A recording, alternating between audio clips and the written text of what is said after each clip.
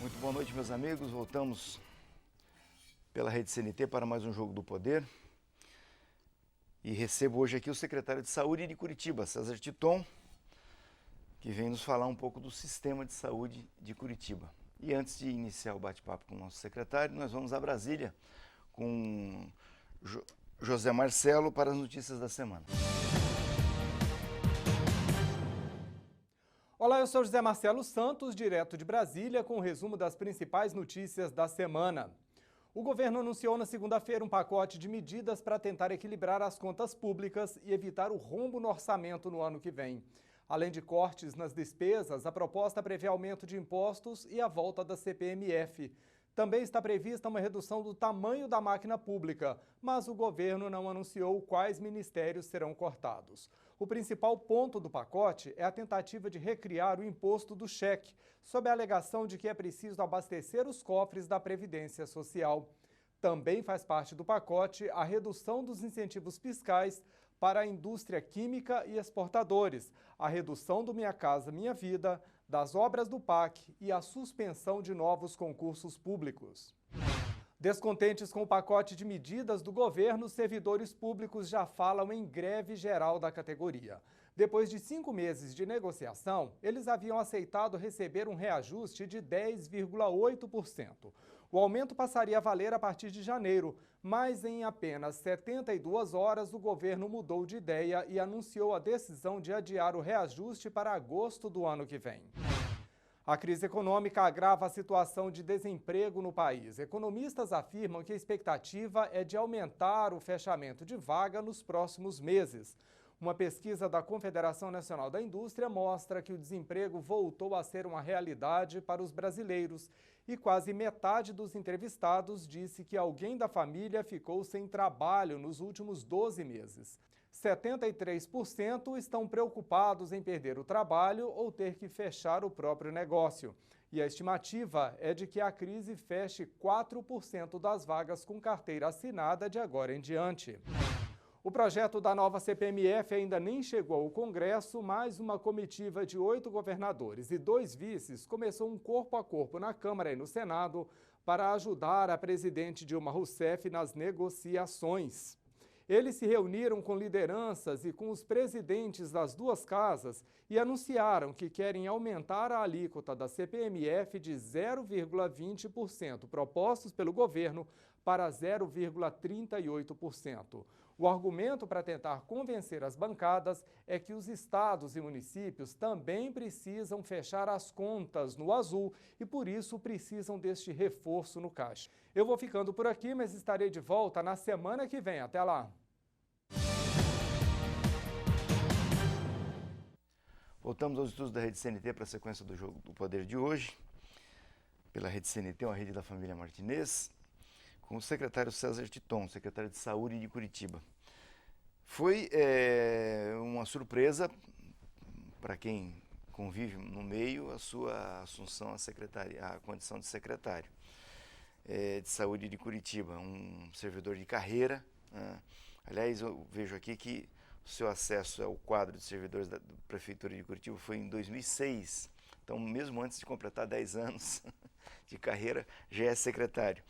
E eu também olhei aqui a tua formação, atuou na Unidade Básica do Umbará, por 2 anos fez parte da equipe de gestão da Secretaria Municipal de Saúde e desde agosto é o secretário. Bom, Curitiba tem um histórico de servidores do quadro ocuparem a função de secretário. E também Curitiba tem um bom sistema de saúde, né? Entra governo, sai governo, a avaliação pessoal minha, né, como curitibano que vivo aqui, é de que o sistema se mantém razoavelmente bem. Eu queria começar a te fazer uma pergunta, você que vive nesse meio, se dedicou a isso, fez uma opção, né, porque essa é uma opção de vida, de ir para a saúde pública. Esses dias atrás eu via um jornal e a chamada do jornal era assim,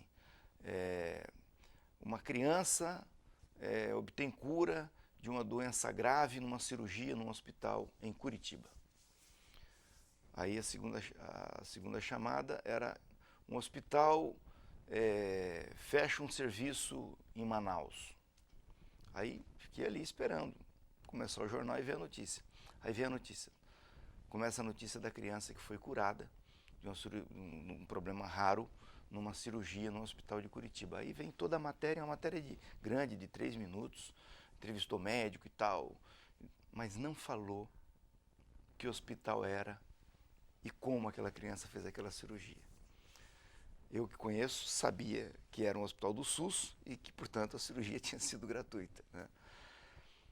Aí vem a notícia do Hospital de Manaus. Aí diz, olha, hospital tal de Manaus, do Sistema Único de Saúde. Tal. Então é o seguinte, aí se lembra. Eu queria começar a conversa. Não há quem aguente isso, não há sistema que resista a isso. O secretário está com o laptop aqui porque eu pedi, porque é o seguinte, o sistema atende um volume de milhões de procedimentos todo mês, né? Mas a mídia fala só do que não deu certo. E aí há um senso comum, se criou um senso comum que é alimentado por esse processo perverso midiático, de que o sistema não funciona, o SUS não funciona. Esse é o senso comum da população. Então eu queria que você começasse dizendo o seguinte, primeiro, como é que você conseguiu virar secretária de saúde? E segundo, vamos falar sobre esse assunto. Eu queria saber como é que é o tamanho do sistema de saúde em Curitiba, quantos procedimentos ambulatoriais, quantas cirurgias, para ver se realmente isso funciona ou não funciona. Boa noite. Bem, primeiro, boa noite. Obrigado aqui pelo convite, pelo espaço, né? Acho que é sempre muito importante a gente conseguir esclarecer essas questões a respeito do SUS, que realmente muitas vezes é colocado numa luz negativa e deixa de ser colocado nas questões que ele aparece, que ele realmente faz de diferença no dia de muitas pessoas, né? Acho que a marca de definição do ponto de vista de política de saúde e dando enfoque na importância técnica de organizar a política de saúde é o que acaba trazendo esse reconhecimento grande aqui de estar na posição de secretário agora, né? E foi, na verdade, a minha definição de carreira foi uma opção pelo SUS, mas muito mais na discussão de estar na unidade de saúde, sendo médico de família e comunidade, atendendo dentro da região da unidade, né? E já foi difícil para mim, na verdade, a decisão de aceitar o convite do secretário Adriano Massuda de compor a equipe dele no início de 2013. Mas é claro que do início de 2013 até agora, nos vários espaços que eu acabei estando dentro da gestão, a gente foi aumentando o olhar técnico para outras coisas além do horizonte da unidade básica, que é o que eu já trago aí de conhecimento maior, de formação e de prática, né?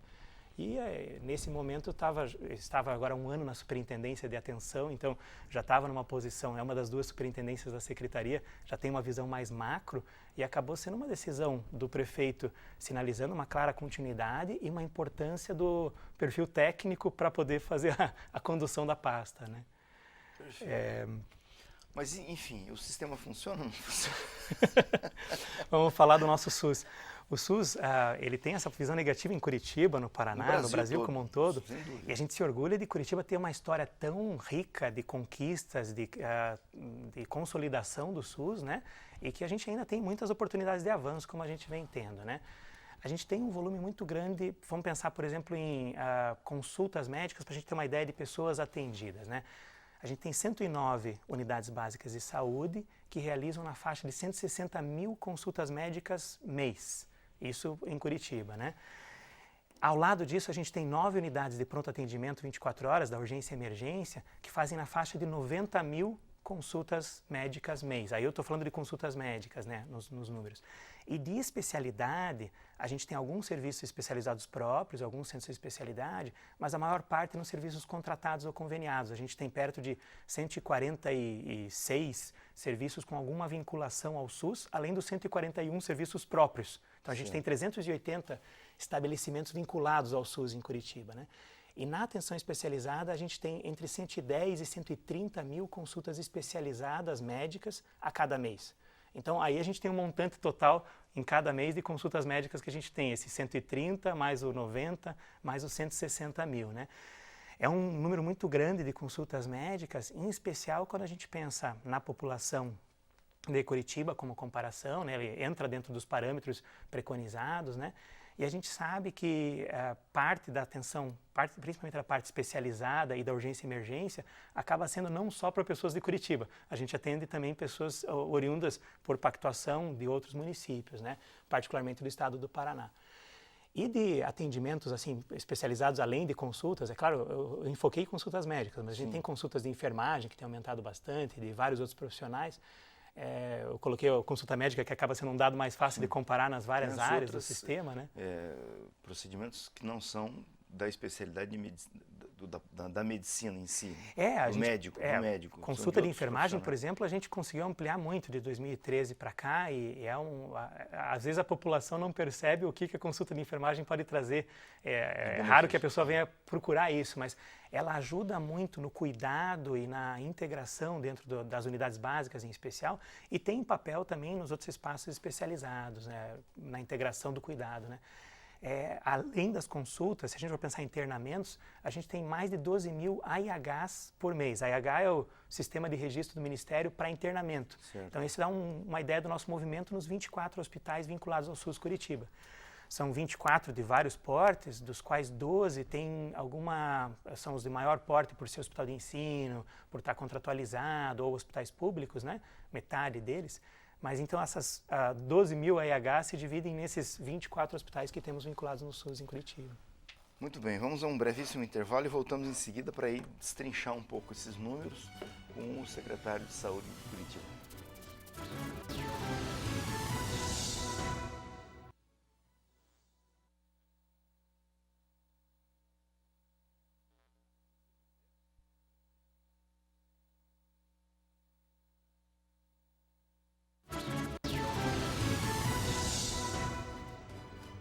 Retornamos aos estudos da CNT para a sequência do Jogo do Poder de hoje com o secretário de Saúde de Curitiba, César Titon. Bom, são 12 mil procedimentos de internamento, não é pouca coisa, né?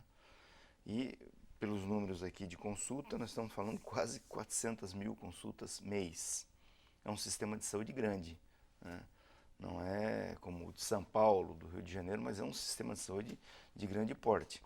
A gestão disso requer muita racionalidade administrativa, o que se prioriza nesse ambiente aqui, esse volume de ações,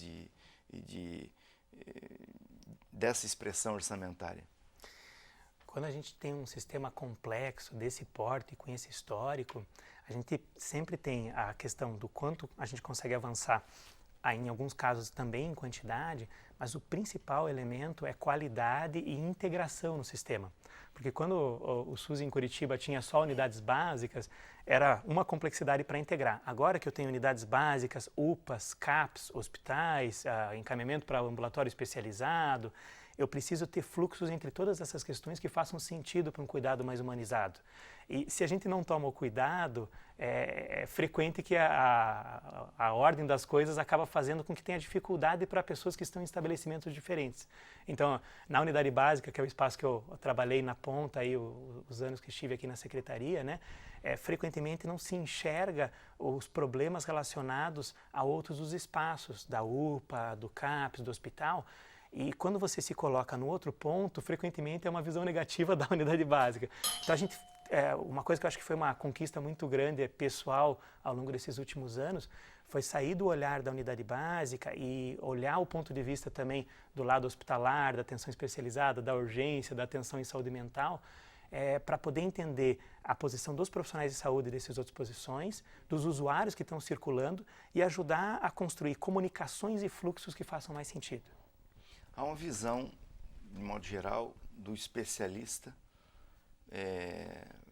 em relação ao médico da atenção primária, saúde coletiva, básica, vamos chamar assim, como algo que não tem tanta relevância, né?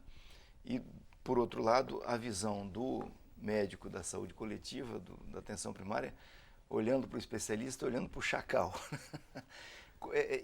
Há algum trabalho para a superação disso? Porque isso vem lá da universidade, né? Hoje em dia o estudante entra para fazer medicina para ser dono de máquina e ficar rico. Como é trabalhar com essa cultura para convencer as pessoas, mesmo que convencer a pessoa a ser padre, né? Convencer uma pessoa a não ser dono de máquina e trabalhar com a saúde coletiva, nas unidades básicas, com a prevenção, com o SUS. Um pouco desse preconceito todo nós vimos aí com a vinda dos médicos, do programa Mais Médicos, né?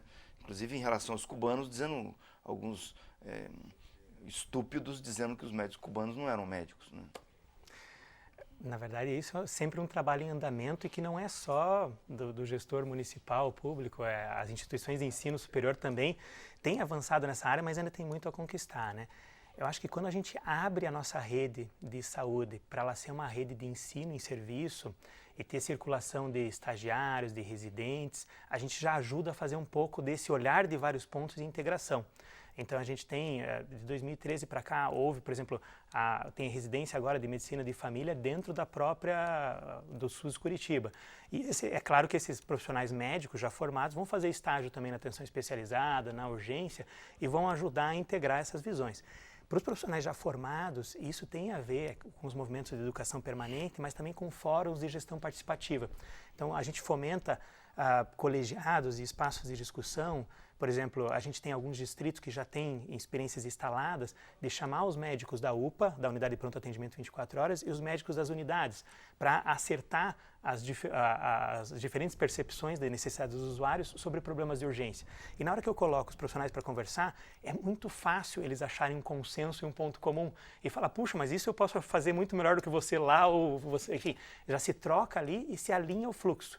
Então, é papel da gestão municipal identificar as boas experiências e fomentar esses espaços, mas também propor que no território de cada distrito se haja essa integração e a sequência dessa conversa. Então a gente precisa pôr o profissional da maternidade para conversar com quem está fazendo pré-natal, sistematicamente. Senão, há um descolamento de trabalhar em separado que faz com que o portador de informação seja só o usuário que está circulando no sistema. E a gente não pode ficar fazendo telefone sem fio com o usuário, que é o que muitas vezes acontece.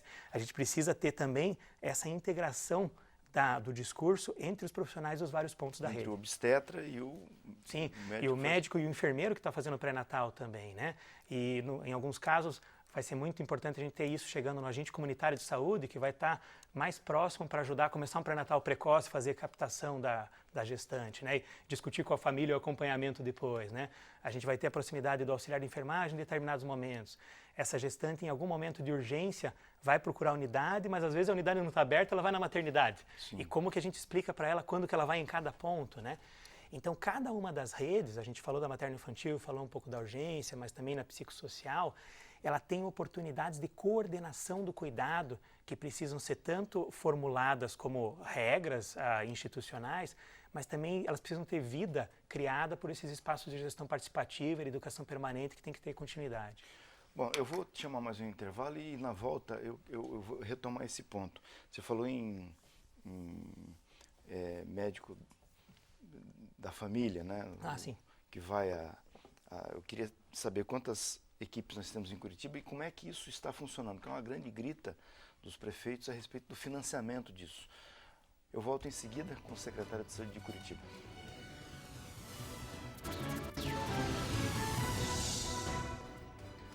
Retornamos aos estudos da CNT, hoje no bate-papo com César Titon, secretário de Saúde da Prefeitura de Curitiba. Bom, eu ouvi uma ocasião de um deputado federal, ex-prefeito, a seguinte conversa sobre a decisão de fazer um hospital, pegar um dinheiro que tinha para construir determinada obra no município para fazer um hospital. Aí o sujeito falou, não faça, não use o dinheiro para fazer o hospital, só vai se incomodar. Você vai fazer o hospital e vão procurar o hospital e você vai criar uma fonte de problema no teu município. De fato, isso é um fato, né? Os prefeitos, de modo geral, não querem se aprofundar muito nessa questão, porque isso gera demanda. Quanto melhor funcionar o serviço, mais demanda ele vai ter, né? Então eles fogem disso. De modo geral, a política de saúde dos prefeitos é comprar uma ambulância e mandar o doente para Curitiba. Na região metropolitana de Curitiba isso é mais grave, porque de fato é uma omissão histórica dos prefeitos, né? Nenhum prefeito, ressalvadas as exceções, quis se ocupar com isso, né? E quando se fala em equipe de médico da saúde, de família médico da família, a situação é pior ainda, porque a União não paga tudo, o município tem que entrar com a parte do dinheiro. E aí você olha para os municípios e vê poucas ações nesse sentido. Isso acaba onerando o sistema de saúde de Curitiba, né? Porque os municípios circunvizinhos os doentes vêm para cá, para consulta, para internamento e tal. Curitiba nunca se deu conta de dizer, olha, o prefeito do lado tem que acertar a sua situação, né? Chama o governador, faz um consórcio, sei lá, uma coisa metropolitana para tentar resolver isso como um todo. Há alguma iniciativa ou continua assim? Não, tem iniciativa principalmente na área da urgência e emergência. Já existe uma discussão aí bastante consolidada sobre o SAMU regional, porque pela legislação o SAMU tem que se concretizar para a região como um todo, e a região de saúde é a região metropolitana, sim, a segunda regional do estado do Paraná. Essa discussão ocorre nas demais regionais também. Mas para concretizar o SAMU regional, houve um plano em 2012 que não chegou a ser executado por todos os então partícipes. Houve mudanças de gestão, enfim, desde então, né? E era um plano que envolvia estado e todos os municípios da região metropolitana. E a gente ainda tem a sobrecarga nas nossas UPAs, muito, e no nosso SAMU móvel também, em grande parte relacionada à não concretização de partes desse plano por demais municípios que estão tendo que reestruturar agora seu plano frente à cobrança do Ministério da Saúde. Isso está sendo acompanhado pelo Ministério Público, pelo controle social também. Foi discutido nas conferências de saúde agora, desse ano, foi obrigatória a discussão do SAMU regional. Então a gente tem aí indicativo de ter uma coparticipação dos recursos para sustentar esse sistema, né? Porque realmente o problema de criar um sistema de saúde complexo acaba sendo ter um cuidado adequado numa manutenção sustentável.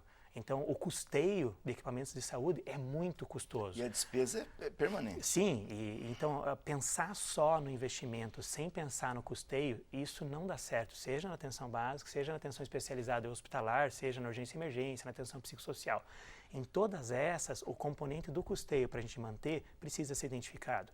Estamos aí com uma versão preliminar que a gente discutiu no Conselho Municipal de Saúde agora, recentemente, no nosso cálculo de unidades de custo para cada uma das nossas unidades. A gente fez um cálculo para as UPAs, para pronto atendimento. Agora a gente está levando esse cálculo para ver quanto custa manter num mês uma unidade nossa. A gente tem 65 das 109 são saúde da família e a gente tem, as demais são ainda modelo tradicional anterior, né? Mas elas têm diferentes também horários de abertura, elas têm diferentes números de equipe, número de população. Então a gente está tendo que considerar todas essas variáveis para pensar aí como que a gente consegue fazer uma expansão sustentável dos cuidados da população. Porque a gente tem ainda espaço de melhor utilização dos equipamentos já existentes. Perfeito. E em Curitiba, isso está espalhado nos bairros como? Você como secretário, não sei se tem noção de onde é que estão, vamos dizer assim, os focos de mais atenção, que necessitam de mais atenção. Na verdade, isso recebe por parte do município também uma contrapartida no sentido de que vamos dar mais atenção para aquele bairro, para aquela região, porque lá as carências são maiores. A saúde em Curitiba, ela também tem uma administração regionalizada, seguindo o desenho das regionais administrativas da prefeitura. Então temos 9 distritos e teremos o 10º com o Tatuquara em breve, né? E cada um dos distritos tem um olhar mais próximo, tanto da saúde quanto da integração com as demais políticas públicas. E foi agora, assumindo como secretário no início do mês de agosto, eu tive um curso relâmpago de ver necessidades em cada regional, porque estava justamente tendo as audiências públicas da LOA em cada regional. Sim. Então, a partir da minha primeira semana como secretário, eu estava em cada uma das regionais ouvindo as demandas colocadas pela população, né, em cada um dos territórios e as dificuldades que os gestores locais e distritais percebem naquele território. Então, no decorrer do mês de agosto, a gente rapidamente já se colocou aí a par do desenho de demandas, né? Mas o que a gente entende é que assim, boa parte das demandas, por exemplo, de novas unidades de saúde, elas precisam ser consideradas à luz também da utilização das unidades já existentes e de estratégias de acesso que consigam fazer as unidades já existentes conseguirem atender o maior número possível de população com qualidade. Tá. Você falou do Tatuquara. Tatuquara é lá no sul, né? O sul de Curitiba, reconhecidamente, é a região mais Sim. carente de tudo, né? Como é que está lá o sistema nessa região? Atualmente, o Tatuquara e o Caximba, esses dois bairros, fazem parte da regional do Pinheirinho. E temos ali em construção a UPA do Tatuquara, o distrito do Tatuquara junto da regional do Tatuquara, né? Então temos unidades de saúde lá, mas como o aumento da população está num ritmo exacerbado, né? A gente fica vendo até onde a gente consegue ampliar a utilização das unidades que já estão. Por exemplo, na experiência das unidades de horário ampliado que a gente tem, a unidade de horário ampliado que mais atende a população é a unidade Monteiro Lobato, lá no Tatuquara. A gente colocou unidades de horário ampliado em várias regionais, como experiências para sentir como é que seria a utilização com a população. E a que teve melhor adesão da população de perceber a importância do equipamento foi a lá do Monteiro Lobato, no Tatuquara. Em parte também por essa pressão assistencial ali localizada. E isso é uma pressão que ocorre também para o outro lado da linha verde. Se a gente for pensar, a unidade que eu estava, Umbará, ali também é fronteira da cidade, o sítio cercado, o bairro Novo. Então, essa região sul da cidade é a região de maior expansão populacional. E a gente precisa daí ter também um horizonte não só de atender as demandas vigentes, que essas já identificadas, como de identificar o ritmo de crescimento para diante. Secretário, muito obrigado por trazer essas boas notícias. Vamos, no próximo ano, aí lá por junho, a gente agenda uma nova conversa para fazer de novo um novo levantamento. Muito obrigado. Muito obrigado. Foi um prazer recebê-lo. Vocês que estiveram conosco até agora, muitíssimo obrigado. Vamos conversando durante a semana pelo www.jogodopoderparaná.com.br e no próximo domingo eu estou de volta aqui para mais um Jogo do Poder pela Rede CNT. Até lá.